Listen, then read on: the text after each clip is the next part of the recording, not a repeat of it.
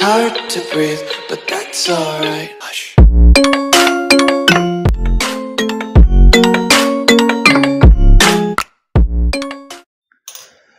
Hello everyone, last lecture में Excel के हमने डेटा में कंसोलिडेट तक देख लिया था।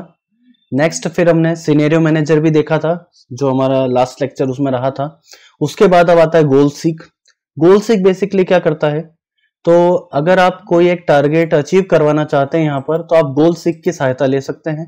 जैसे मैंने सिनेरियो मैनेजर में आपको एग्जांपल दिया था कि मैं 20,000 रुपए का अगर यहाँ पर कोई सी एक अमाउंट ऑफ मनी ले रहा हूँ 20,000 रुपए 5 साल के लिए, और मैं चाहता हूँ कि 5% के हिसाब से 2 साल के लिए।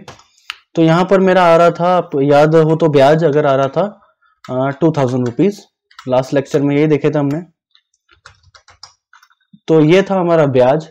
बट अगर आप चाहते हैं कि आपका ब्याज केवल 1,000 रुपए बने, तो आपका टारगेट बेसिकली क्या हो गया कि मैं ब्याज केवल 1,000 रुपए बनवाना चाहता हूं अपने 20,000 के अमाउंट पर। तो अगर आपको ऐसा कोई टारगेट अचीव करवाना हो तो आप गोल सीक की सहायता ले सकते हैं। ये बेसिकली यही करता है, अपने कैलकुलेशन के अंदर कोई सी चीज चेंज करवानी हो और आपको ये चाहिए कि मैं चेंज तो करवा दूं, बट दूसरे पर कितना इफेक्ट पड़े ये मुझे पता नहीं चल पा रहा है। तो हम क्या करेंगे, 2,000 रुपीज वाले को 1,000 बनाने के लिए गोल सीक का यूज करेंगे। गोल सीक में जाएंगे, यहां पर आपसे पूछा जा रहा है सेट सेल। यहां पर आप उस सेल का नाम ले लेंगे जहां पर आपको अपनी वैल्यू चाहिए, टारगेट वैल्यू। मुझे 2,000 की जगह 1,000 चाहिए, तो मैं यहां पर 2,000 वाली सेल को ले लूंगा सेट सेल के अंदर। फिर मैं टू वैल्यू मतलब क्या चेंज करवाना है, तो मुझे 1,000 चाहिए, कहां पर 2,000 की जगह पर। तो ऊपर मैंने 2,000 ले लिया और नीचे लिख दिया कि मुझे वहां पर कितना लिखा हुआ चाहिए, 2,000 की जगह 1,000।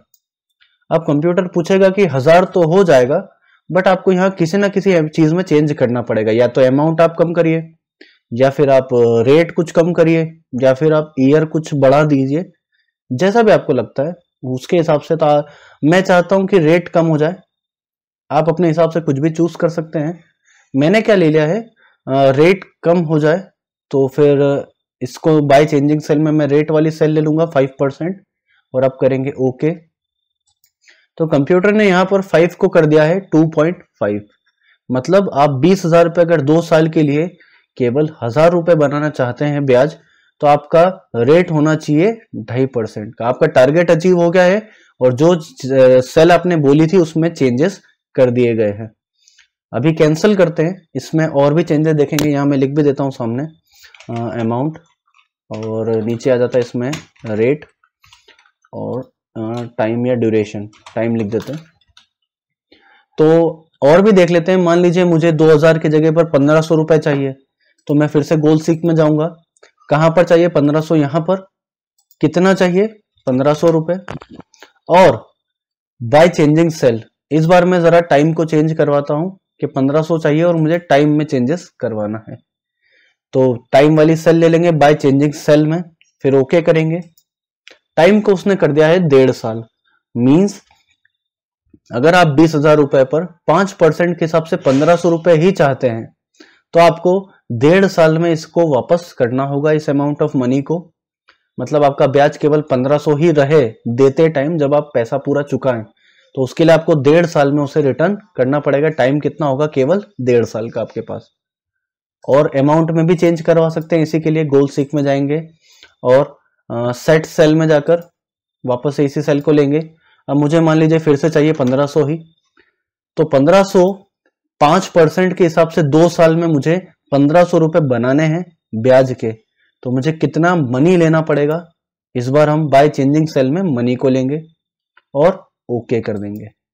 तो मतलब अगर आपको 5% के हिसाब से, रेट आपका 5% हो और टाइम 2 साल हो, और आपको ब्याज केवल 1,500 रुपए ही बनाना है, तो आपको अमाउंट ऑफ मनी कितना लेना होगा, 15,000, ना कि 20,000।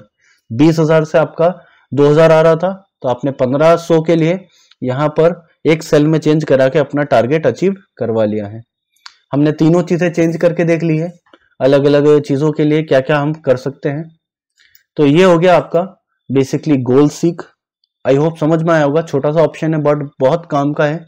इसमें आपकी बहुत सारी झंझट बच जाती है, क्योंकि आपको नहीं सोचना पड़ता है कि मैं कहाँ पर कितना चेंज करवाऊं।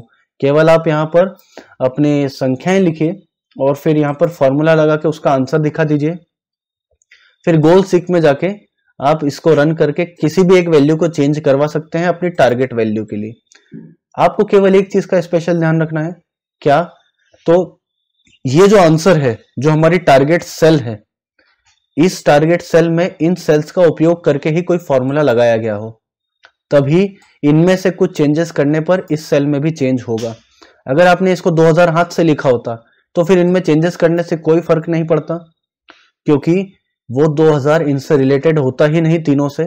तो इसीलिए आप जब भी यहाँ टारगेट वैल्यू लें तो टारगेट वैल्यू में ऐसा फॉर्मूला लगा हो जहां पर हमारी चेंजिंग वाली सेल जो हम चेंज करेंगे वो इंक्लूड की गई हो, वरना यहाँ चेंज करने पर यहाँ कोई इफेक्ट पड़ेगा ही नहीं। बस इस चीज का आपको स्पेशल ध्यान रखना है। तो ये है बेसिकली हमारा गोल सीक। आई होप आपको समझ में आया होगा, इजी ऑप्शन है। नेक्स्ट लेक्चर में अब हम देखेंगे डेटा टेबल। तो नेक्स्ट लेक्चर तक के लिए thank you and good bye.